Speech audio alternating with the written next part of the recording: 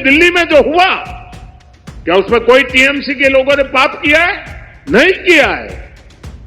DMK के लोगों ने पाप किया है? नहीं किया है। बसपा के लोगों ने पाप किया है? नहीं किया है। फारूक अब्दुल्ला जी की पार्टी ने पाप किया है? नहीं किया है। सिर्फ और सिर्फ सरफरे नेता, कांग्रेस के बेलगाम नेता देश को तबाह करने पर तुले हुए। नमस्कार, स्वागत है आपका। आप देख रहे हैं क्रिएटिविजन न्यूज का एक्सप्लेनर। आपके साथ मैं हूं शबा। ये जो बयान आपने मोदी जी का सुना, ये बयान आप किस नजरिए से देख सकते हैं? आप कहेंगे कि भाई एआई सबमिट हो रही थी, इतना कुछ कांग्रेस ने किया, लोगों ने इसका विरोध किया, बड़ी पॉलिटिकल पार्टी ने किया, मोदी जी उनका धन्यवाद दे रहे थे। बात इतनी सी है। मोदी जी कांग्रेस के खिलाफ मोर्चा खोल रहे थे, बात इतनी सी है? नहीं, बात इतनी सी नहीं है। इस बात के पीछे की एक बात है और वो बात आपको समझना बहुत जरूरी है। मेरठ की रैली में प्रधानमंत्री नरेंद्र मोदी के बयान ने उत्तर प्रदेश की राजनीति में एक नई बहस को जन्म दे दिया है।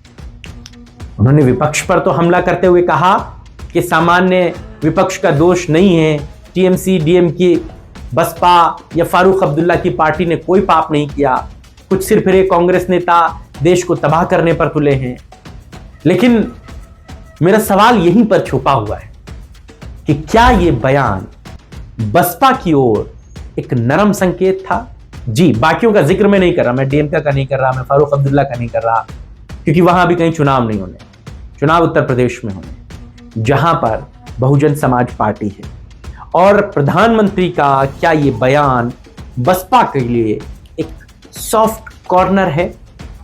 इसी पहलू को आपको समझा रहा हूं। और कैसे ये सॉफ्ट कॉर्नर है, कैसे ये राजनीतिक बयान है, इसको समझिए। राजनीति में शब्दों का चयन बहुत सोच समझ कर किया जाता है और मोदी जी से बेहतर इसे कौन समझ सकता है।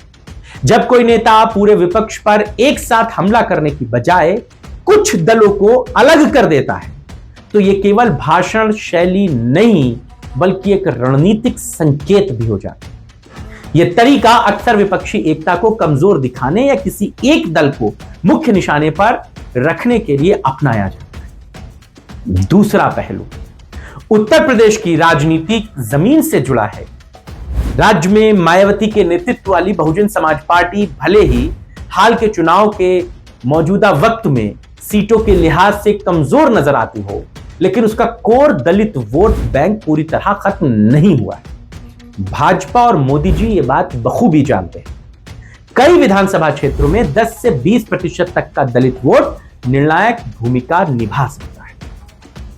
तीसरा पहलू समझिए, भविष्य की राजनीति से ये पहलू जुड़ता है। अगर किसी चुनाव में स्पष्ट बहुमत की स्थिति न बने तो बसपा जैसी पार्टी किंग मेकर की भूमिका में आ सकती है।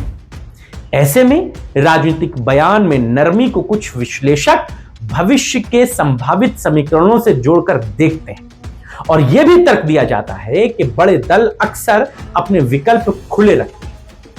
चौथा और महत्वपूर्ण पहलू यह भी है कि अभी तक तो भाजपा और बसपा के बीच किसी भी औपचारिक या सार्वजनिक गठबंधन के कोई संकेत नहीं। भारतीय राजनीति में पोस्ट पोल गठबंधन परिस्थितियों पर निर्भर करते हैं।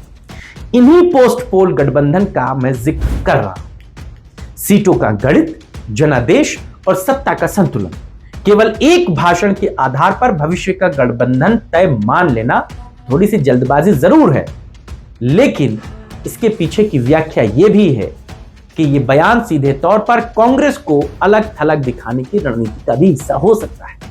अगर संदेश यह देना हो कि समस्या सिर्फ कांग्रेस है, पूरा विपक्ष नहीं, तो यह विपक्षी गठबंधन की एकजुटता पर सवाल उठाने का तरीका भी हो सकता है। इसीलिए मेरठ के बयान को 3 नजरियों से देखा जा सकता है। पहला, कांग्रेस पर केंद्रित राजनीतिक हमला। दूसरा, विपक्षी एकता में दरार डालने की कोशिश। तीसरा, भविष्य की संभावनाओं के दरवाजे बंद ना करने की रणनीति। यही तीसरा जो रास्ता है उसी का जिक्र होगा कि अगर उत्तर प्रदेश के विधानसभा के चुनाव में समाजवादी पार्टी जिस तरीके से काम कर रही है और भारतीय जनता पार्टी को शायद कहीं ऐसा तो नहीं लग रहा कि वो अकेले जीत पाने के बाद भी सरकार बनाने की कंडीशन में नहीं रहेगी, तो ऐसे में वो पोस्ट इलेक्शन के बाद यानी कि इलेक्शन के बाद होने वाले गठबंधन पर प्रधानमंत्री मोदी बहुत दूर की बात कह गए हैं। वो इनडायरेक्टली बसपा को, मायावती को चुनावों के बाद अपने साथ रहने के संकेत दे गए हैं। अगर ये जरूरत पड़ती है, मैं अगर का जिक्र कर रहा हूं, जिस तरह इस बार लोकसभा के चुनाव में भाजपा को केंद्र में नरेंद्र मोदी को सत्ता चलाने के लिए नीतीश कुमार और चंद्रबाबू नायडू की जरूरत पड़ी, कहीं कमोबेश अगर ऐसी जरूरत उत्तर प्रदेश में पड़ी, तब क्या होगा?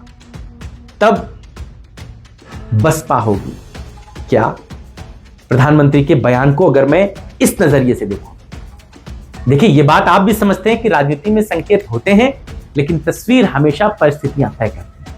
आने वाले चुनाव और सीटों का गणित बताएगा कि यह बयान सिर्फ चुनावी भाषण था या फिर किसी बड़े राजनीतिक समीकरण की भूमिका। आप क्या सोचते हैं मोदी जी के इस बयान पर और खबर के इस नजरिए पर? क्या ऐसा कहीं कुछ है? आपके राय विचारों का इंतजार रहेगा। फिलहाल इतना ही। नमस्कार।